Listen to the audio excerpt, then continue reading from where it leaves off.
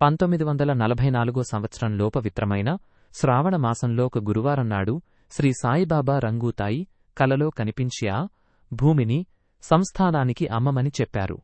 మరుసటి రోజు ఉదయం ఆమె తన కలను తన కుమారుడు శ్రీ కేశవరావుకు చెప్పి ఆ భూమిని అమ్మమని సలహా ఇచ్చింది.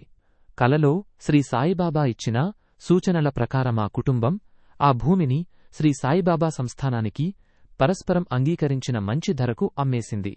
1957 నుండి 1959 సంవత్సరాల మధ్య శ్రీ సాయిబాబా సంస్థానం కొనుగోలు చేసిన భూమి పత్రాలపై రంగూతాయి కుమారుడు శ్రీ కేశవరావు సాక్షిగా సంతకం తీసుకున్నారు.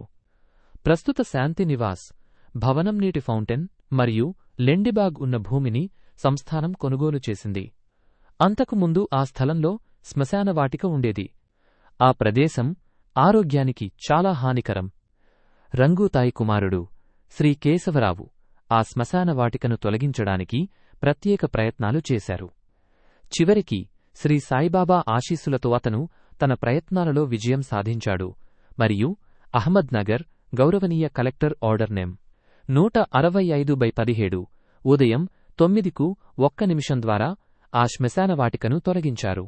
ఇప్పుడు సాయి భక్తులు ఆ స్థలంలో శాంతి నివాస్, నీటి ఫౌంటైన్ మరియు లెండిబాగ్ను చూడవచ్చు. ఈ సంఘటన శ్రీ సాయిబాబా రంగూతాయి కుటుంబ సభ్యులపై తన ఆశీస్సులను కురిపించారని స్పష్టంగా చూపిస్తుంది. నేటికి శ్రీ సాయిబాబాకు మహాప్రసాద నైవేద్యాన్ని రంగూతాయి కోడలు శ్రీమతి ఉషాతాయి కులకర్ణి సమర్పిస్తున్నారు.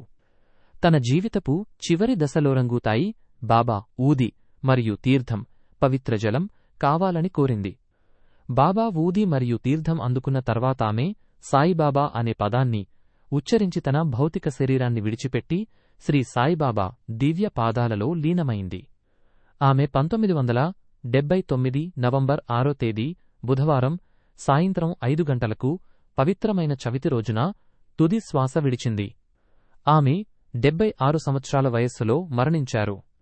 శ్రీ సాయిబాబాకు సేవకు ప్రతిరూపమైన దివంగత శ్రీమతి రంగూతాయి నారాయణ కులకర్ణి గారు శ్రీ సాయిబాబా యొక్క శాశ్వత దివ్య పాదపద్మాలలో లీనమయ్యారు.